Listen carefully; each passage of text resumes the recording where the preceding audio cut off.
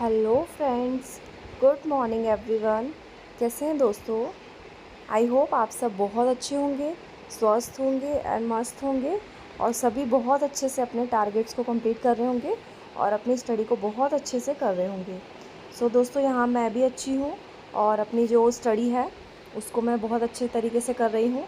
Actual में 1-2 दिन से मेरी तबीयत थोड़ी ठीक नहीं है, बट फिर भी क्योंकि जैसे मैंने आपको बताया कि मैंने कबीरा क्लासेस से जो मैंने ऑनलाइन बैच लिया है, तो उसका भी अपकमिंग 25th मई को इसका एक टेस्ट होने वाला है। सो ऑलरेडी मेरे जो 6 टेस्ट हैं वो मिस हो चुके हैं, तो मैं नहीं चाहती कि मेरे ये टेस्ट भी मिस हो।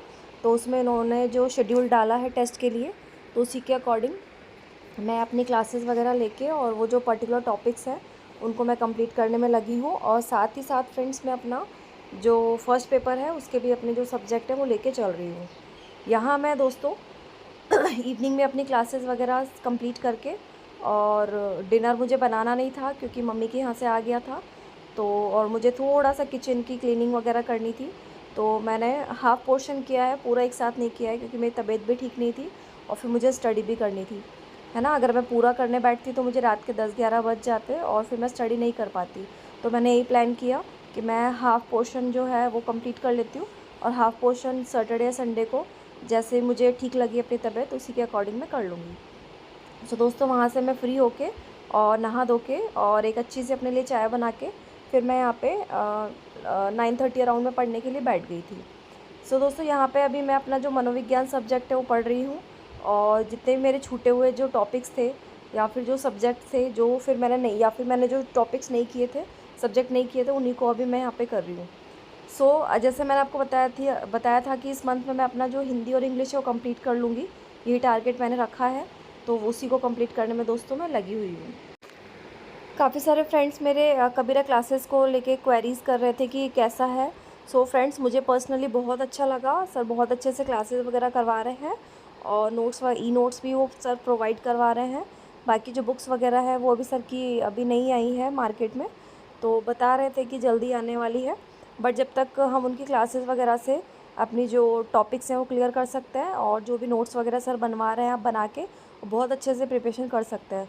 दोस्तों, जब मैं ये बैच लेने वाली थी तो मैंने बहुत ज़्यादा सोचा कि मैं लूँ या ना लूँ, लेकिन मुझे आज इतना अच्छा लग रहा है कि मैंने बहुत अच्छा किया वो बैच को परचेज़ करके।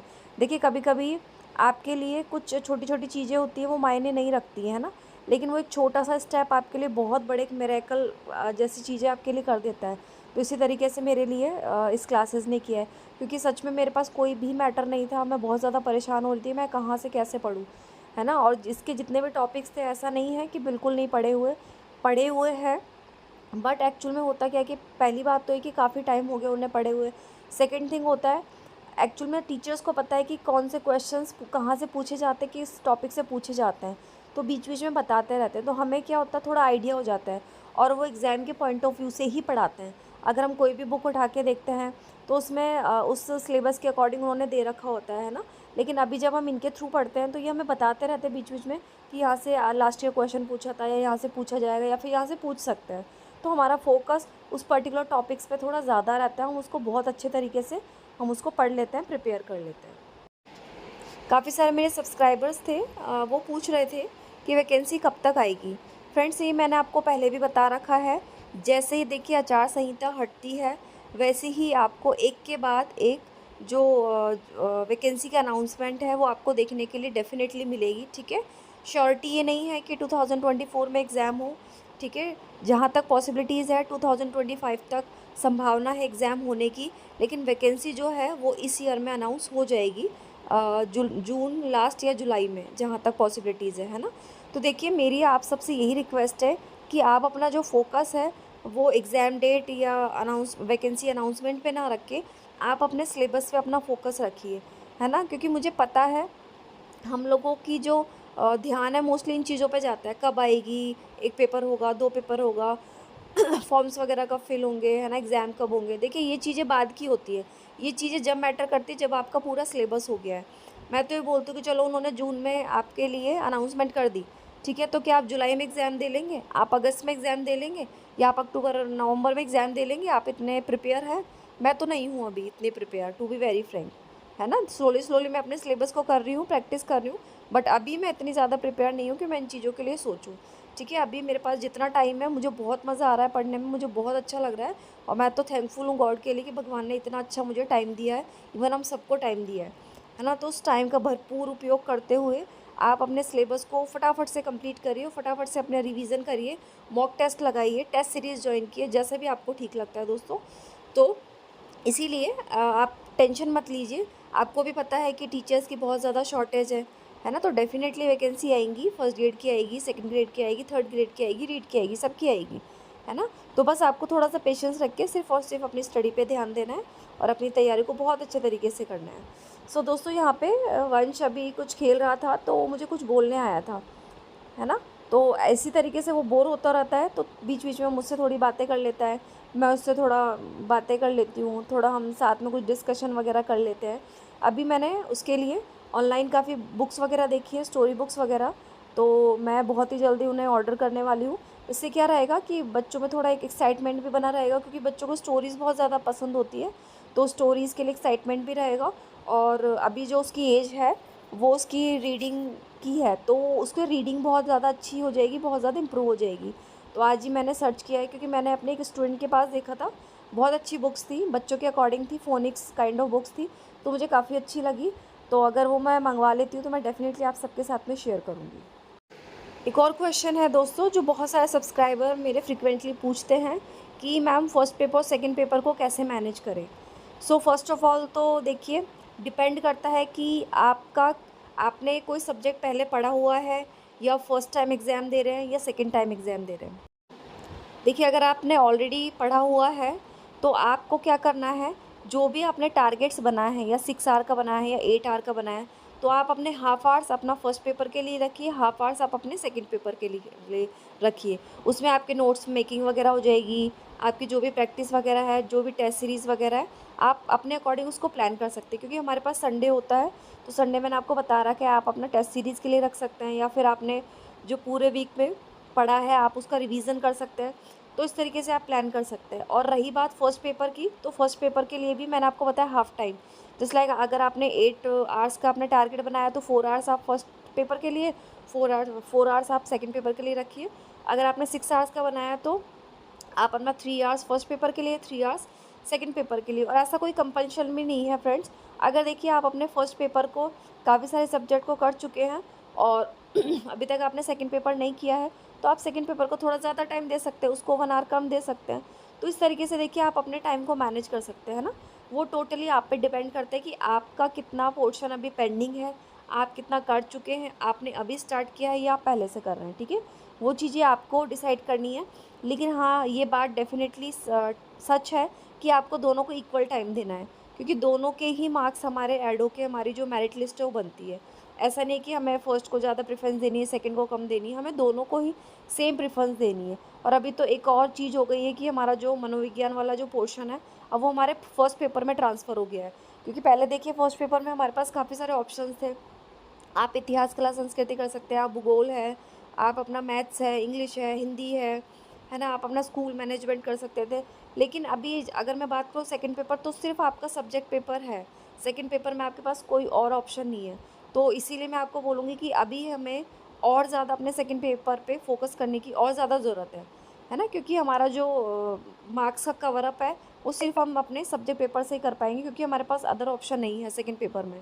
तो इसीलिए आप दोनों को इक्वल अपना टाइम दीजिए और अपनी जो भी टाइम टेबल या शेड्यूल बना रहे हैं वो इसी तरीके से बनाइए, ठीक है? आप देखिए आपको किस में ज़्यादा ज़रूरत लगती है, लेकिन जैसे कि मैं अभी बात करूँ तो मुझे सेकंड पेपर में अभी ज़्यादा नीड लग रही है ना? लेकिन फिर भी मैं दोनों को ही इक्वल टाइम दे रही हूँ क्योंकि फर्स्ट पेपर में बहुत सारे सॉरी सब्जेक्ट्स हैं, तो पॉसिबल नहीं है कि मतलब सारे सब्जेक्ट को मैं बहुत कम टाइम में कर लूँ। अगर मैंने कर भी लिए हैं तो मुझे पता है कि उसमें मुझे रिवीजन की बहुत ज़्यादा नीड है। तो इसीलिए मैं दोनों को ही साथ में लेके चल रही हूँ, दोनों को ही मैं हाफ़ टाइम दे रही हूँ। और अभी तो उस टाइम मेरे पास प्रेशर है अपने सेकंड पेपर का, जो वीडियोज़ वगैरह हैं, जो सर की क्लासेस वगैरह हैं उनको अटेंड करके उनके नोट्स वगैरह बनाने का। तो इसीलिए मैं गैप दे के बनाती हूँ, मैं एक साथ नहीं बनाती हूँ। कभी मैं अपना जो क्लास वगैरह ले लेती हूँ, उसके बाद फिर मैं अपना फर्स्ट पेपर पे स्विच हो जाती हूँ, फर्स्ट पेपर का कोई सब्जेक्ट ले लेती हूँ, फिर मैं वापस से अपना एक वीडियो अपनी क्लास लेती हूँ, उसके बाद फिर मैं अपना फर्स्ट पेपर से स्विच हो जाती हूँ। तो इस तरीके से मेरी जो प्लानिंग है दोस्तों अपने एग्ज़ाम की शेड्यूल को लेके चल रही है। आई होप ये आप सबके लिए काफ़ी हेल्पफुल रहेगी। बाकी तो देखिए फ्रेंड्स, सबके अपने अपना शेड्यूल होता है, सबकी अपनी अपनी एक स्ट्रैटेजी होती है कि कौन किस तरीके से अपना प्लानिंग कर रहा है, ठीक है। मैंने जस्ट एक आपको आइडिया दिया है, जस्ट मैंने आपको जो मैं प्रेफर कर रही हूँ वो मैंने आपके साथ में शेयर किया है। तो आप इसको अपने अकॉर्डिंग मॉडिफाई कर सकते हैं, ऐसा नहीं है। देखिए, आप किसी को भी देख के फ्रेंड्स अपना जो भी टाइम टेबल है वो ना बनाएं और अपना शेड्यूल को ना बनाएं है ना, क्योंकि एक्चुअल में रियलिटी आपको पता है कि आपका कौन सा सब्जेक्ट वीक है ना, आपको किस में ज़्यादा टाइम देने की ज़रूरत है। तो उसी के अकॉर्डिंग आप अपना जो शेड्यूल है, टाइम टेबल है, वो डिसाइड करिए। कल मैं एक वीडियो देख रही थी यूट्यूब पे, तो उसमें एक सर हैं, उन्होंने बताया था कि अभी का जो टाइम चल रहा है वो हमारा शांति काल चल रहा है ना।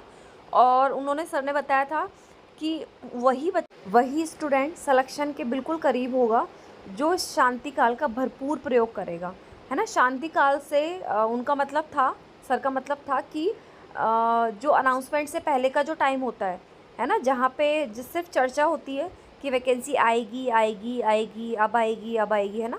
तो वो इन्होंने सर ने बताया था कि शांति काल है। तो शांति काल को उन्होंने सर ने बताया कि जो भी स्टूडेंट इस शांति काल को बहुत अच्छे तरीके से यूटिलाइज़ कर लेगा, वो ये मानो कि डेफिनेटली सिलेक्शन लेके रहेगा, है ना। क्योंकि देखिए, मोस्ट ऑफ द टाइम ये होता है कि जो कैंडिडेट्स होते हैं उनका ये रहता है कि ठीक है, अभी अनाउंसमेंट नहीं हुई है, अनाउंसमेंट होगी तो हम स्टडी कर लेंगे, फॉर्म्स वगैरह फिल होंगे उसके बाद स्टडी कर लेंगे, है ना। तो इस तरीके की चीज़ें देखने को मिलती है। लेकिन फ्रेंड्स, हमें रियलिटी पता है, अभी हम एक्सपीरियंसड हो चुके हैं, है ना, अभी हम मैच्योर हो चुके हैं, हमें पता है कि जब अनाउंसमेंट होने के बाद जब स्टडी की जाती है या फॉर्म फिल करने के बाद जो स्टडी की जाती है, तो उसके थ्रू हमें इतना ज़्यादा जो सिलेक्शन है, इतने ज़्यादा हम सेलेक्ट नहीं हो सकते, है ना, इतना अच्छा हम रैंक प्राप्त नहीं कर सकते। क्योंकि हमें पता है कि हम सिर्फ अकेले नहीं हैं, लाखों बच्चे बैठे हैं एग्ज़ाम के लिए, लाखों बच्चे प्रिपरेशन कर रहे हैं। तो हम कोई स्पेशल बच्चे नहीं है कि हमने बहुत ही कम टाइम में अपनी स्टडी को किया, उन्होंने सिलेक्शन ले लिया। क्योंकि हमारे साथ हमारी जो जिम्मेदारियां हैं दोस्तों, वो पैरेलल चलती है। चाहे हम हाउसवाइफ है, चाहे हम वर्किंग हैं, चाहे मैरिड है, चाहे अनमैरिड हैं, चाहे फीमेल हैं, चाहे मेल है, ठीक है, इससे कोई मैटर नहीं करता। सबके लिए ही इक्वल एक रिस्पॉन्सिबिलिटीज़ है, वो साथ साथ चलती है।